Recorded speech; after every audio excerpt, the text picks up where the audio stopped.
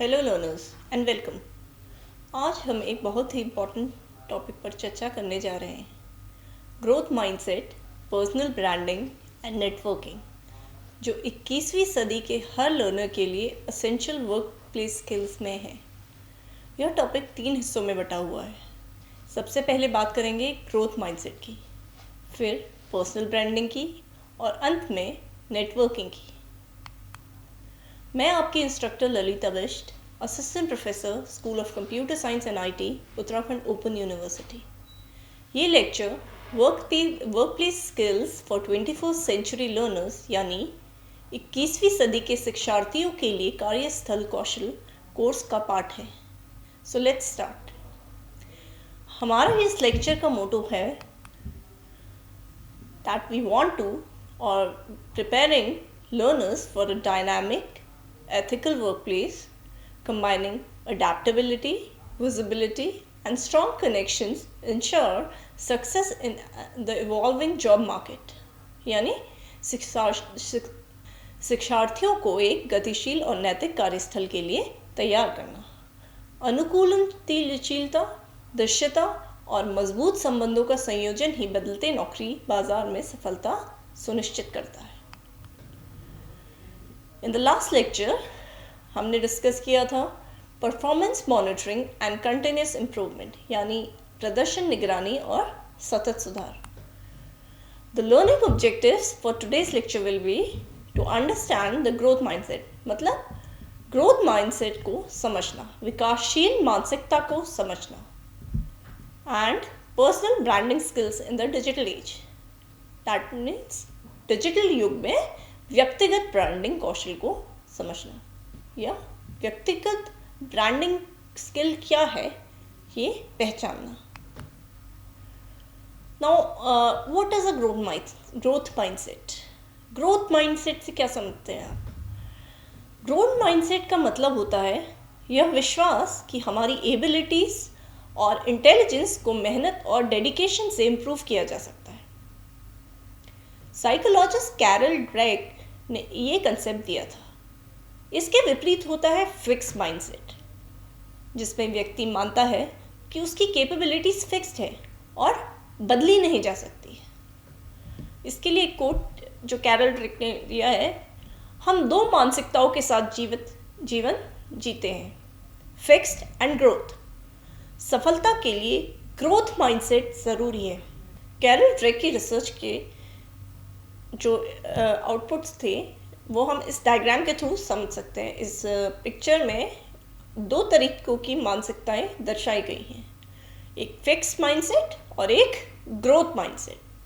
और इन मानसिकताओं में जीने वाला व्यक्ति, इन मानसिकताओं को धारण कर जीवन व्यापन करने वाला व्यक्ति किस तरह से समान परिस्थितियों में रहता है, किस तरह से रिएक्ट करता है या किस तरह उसका एक सी परिस्थितियों में रिएक्शन रहता है, वो इस पिक्चर से हम समझ सकते हैं। से fix mindset versus growth mindset, मतलब स्थिर बनाम विकासशील मानसिकता।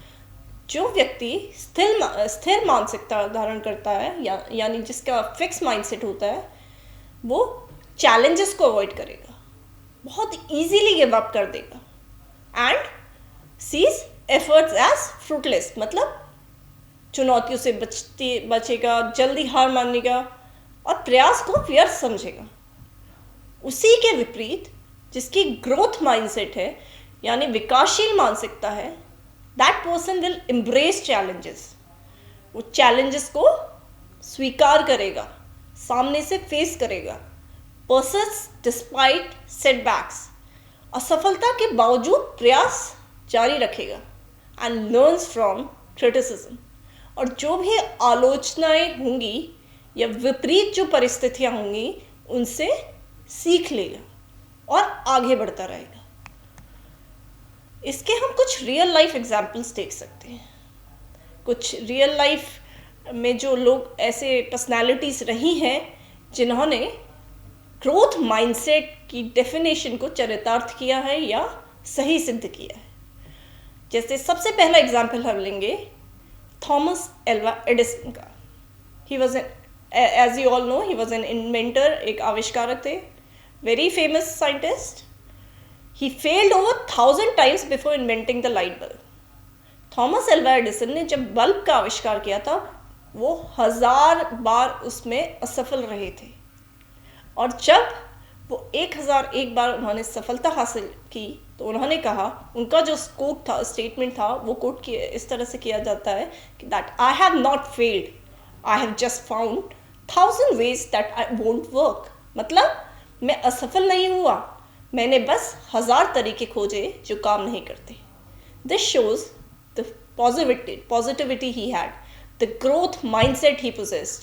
मतलब किस तरह वो जीवन में एक विचार, जो उनका माइंडसेट था, वो कितना पॉजिटिव था, कितना विकासशील था.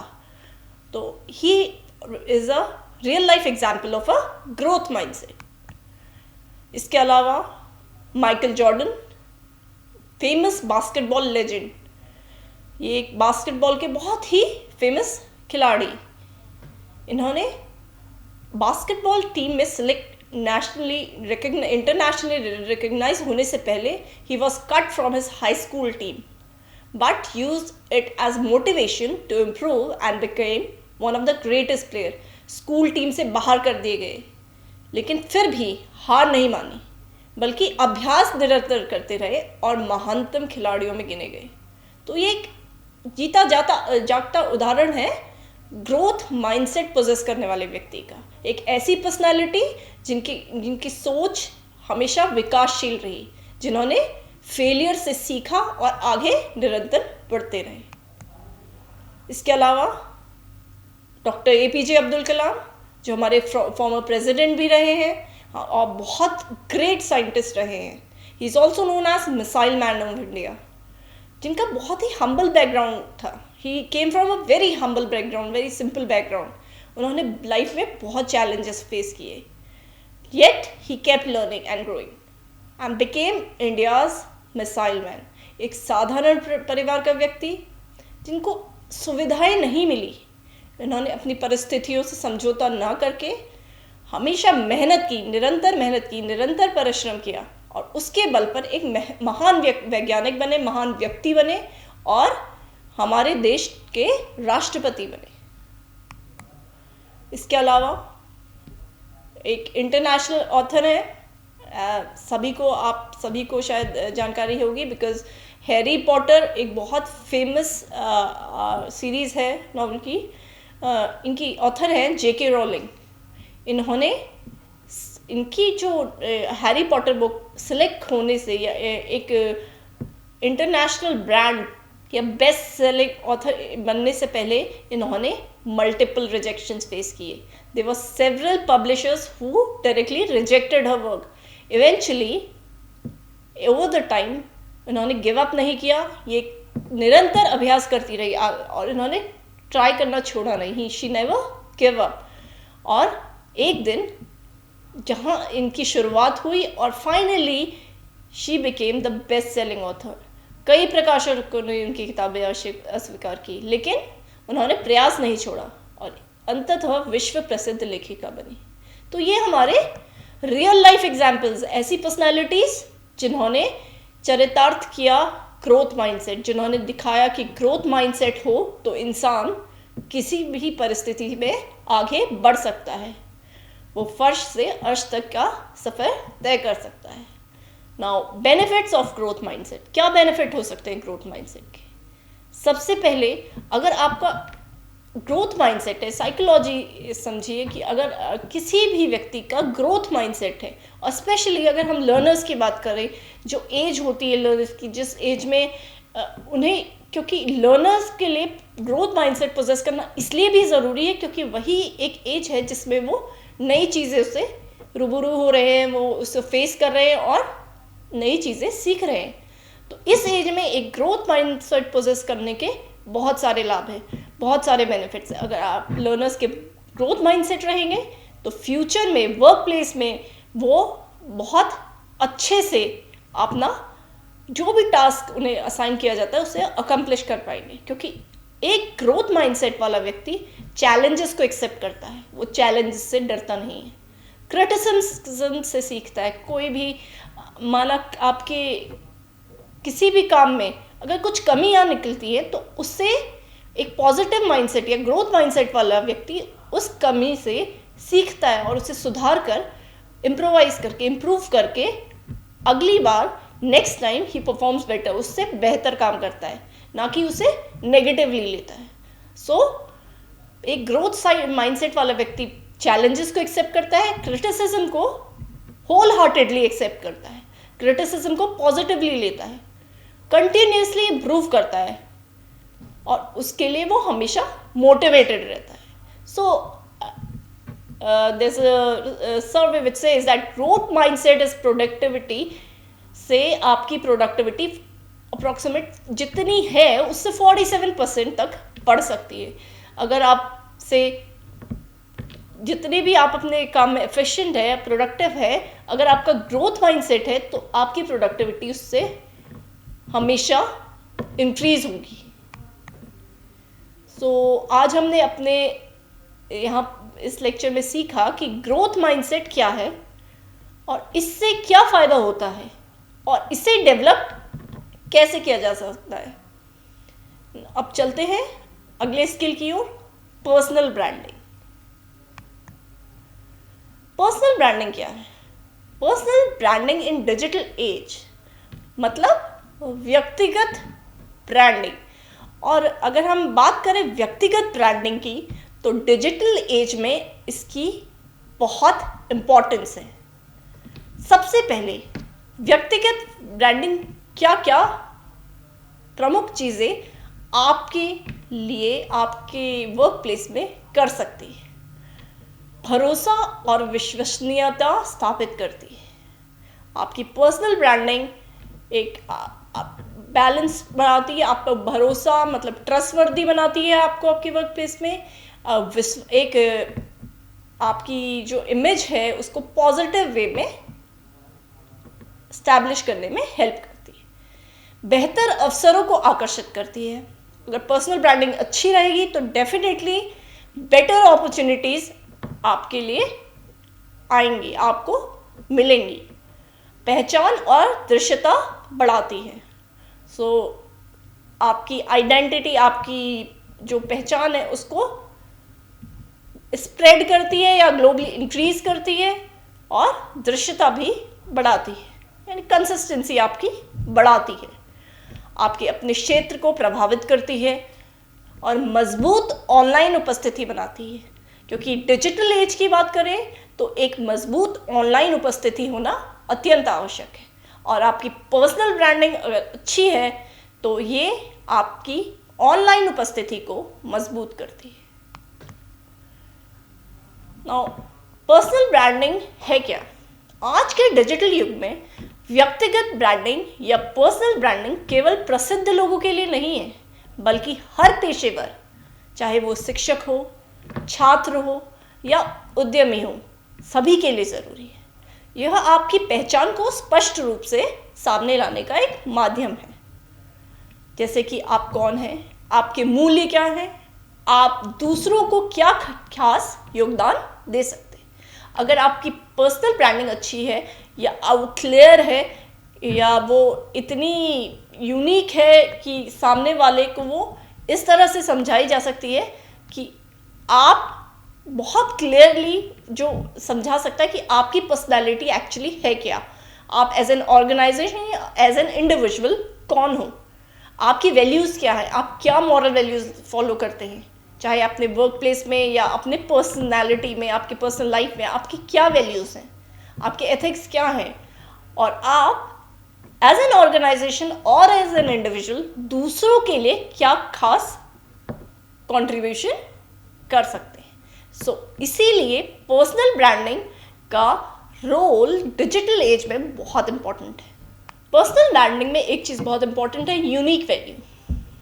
आपके जो कौशल है, आपकी जो स्किल्स है, आपके पैशन, आपकी जो रुचियां हैं और मूल्य जो आपकी कोर वैल्यूज़ हैं, इनको स्पष्ट रूप से पहचानें और परिभाषित करें।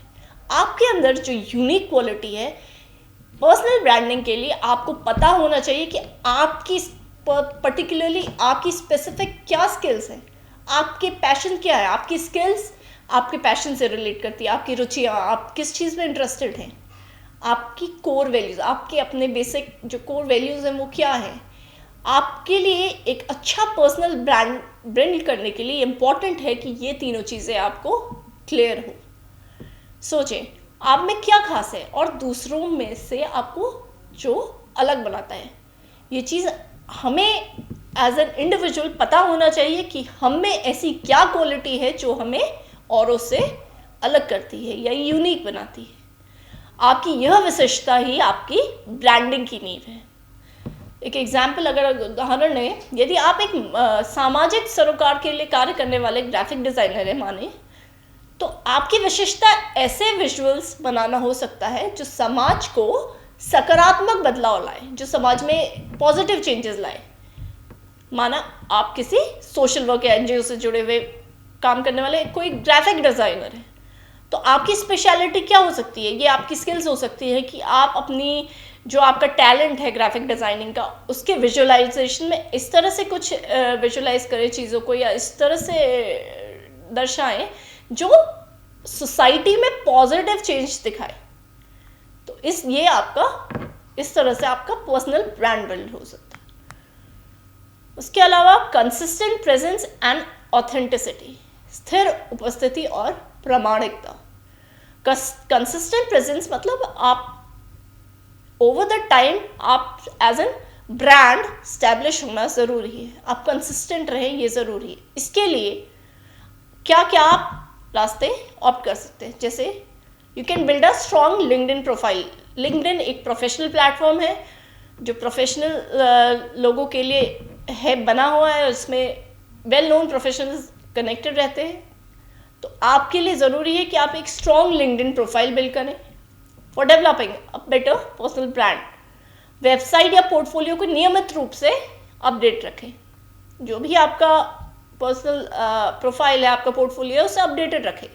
आपके सभी डिजिटल माध्यमों पर एक समान शैली और संदेश होने चाहिए। ये भी इंपॉर्टेंट है। This shows that how as a person आप कितने ऑथेंटिक है। ये आपको प्रमाणित करता है कि आपकी जितने भी डिजिटल प्लेटफॉर्म हैं, आपकी पहचान एक ही रूप में करें। आपके बाद आपका जो बायो है, आपकी जो इन्फॉर्मेशन है, पर्सनल बायो आप जो शेयर कर रहे हैं, वो लगभग एक ही तरह के शैली में होना चाहिए, जिससे ये पता चले कि आप एज ए पर्सन बहुत ऑथेंटिक पर्सन है। उसके अलावा ऑथेंटिसिटी में ऐसी बातें साझा करें जो आपके व्यक्तिगत अनुभव और विचारों को दर्शाए। लोग उन व्यक्तियों से अधिक जुड़ाव महसूस करते हैं जो वास्तविक और स्पष्ट होते हैं। तो ये चीज़ें ज़रूरी हैं। इन दोनों चीज़ों को ध्यान में रखते हुए आपको अपनी पर्सनल ब्रांडिंग डेवलप करनी चाहिए। पहली है स्थिर उपस्थिति और दूसरी है प्रामाणिकता।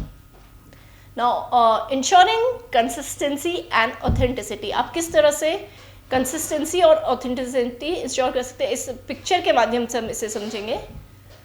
देखिए, सबसे पहले अगर आप कंसिस्टेंट हैं और आप ऑथेंटिक है, अगर आपने इस तरह से अपनी डिजिटल प्लेटफॉर्म में अपनी प्रोफाइल इस तरह से इस्टेब्लिश की है जो कि आपकी कंसिस्टेंसी और आपकी ऑथेंटिसिटी दिखाएगी, तो उसमें आपको क्या मदद मिल सकती है। It will define your brands personality. आपका जो ब्रांड है उसकी पर्सनैलिटी, उसका व्यक्तिगत लक्ष्य निर्धारित कर सकती है। कंसिस्टेंट विजुअल ब्रांडिंग, एक सुसंगत दृश्य ब्रांडिंग हो सकती है। ऑथेंटिक स्टोरी टेलिंग, प्रामाणिक कहानियाँ जो भी है, ऑथेंटिसिटी आपकी डिपिक्ट हो सकती है। कंसिस्टेंट मैसेजिंग, और इसके अलावा एम्प्लॉय अलाइनमेंट, जैसे कर्मचारियों की समंजसता दिखती है। तो ये ज़रूरी है, दो चीज़ें, कंसिस्टेंसी और ऑथेंटिसिटी। तो आज के लेक्चर के हमारे जो लर्निंग आउटकम्स रहे, सबसे पहले we understood the concept of growth mindset. विकासशील मानसिकता को की अवधारणा को हमने समझा। We recognise the role of growth mindset in life long learning and self development. सीखने और आत्मविकास में विकासशील मानसिकता की भूमिका को हमने पहचाना। We comprehend the importance of personal branding in digital era. Digital era युग में व्यक्तिगत ब्रांडिंग के महत्व को हमने समझा।